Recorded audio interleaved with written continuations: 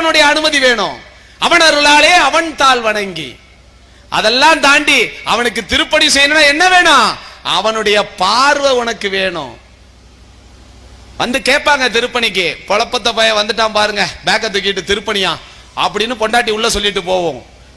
காதுல வாங்காத, அது ஊழ்வினை வந்து அவங்க மூலியமா நம்ம காதுல உறுத்தும்.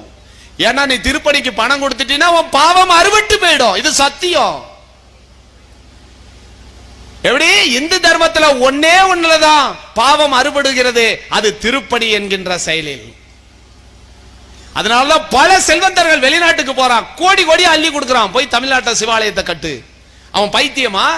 கோடி கோடியா பணத்தை அள்ளி. நீ நினைச்சுக்கிட்டு இருக்க எங்க இருந்தோ ஒருத்தர் வந்தாரு, ஒரு அம்மா வந்தாங்க, 2 கோடிக்கு கோயில கட்டி தரேன்ட்டு போயிட்டாங்க, நீ சந்தோஷப்பட்டுக்கிட்டு இருக்க.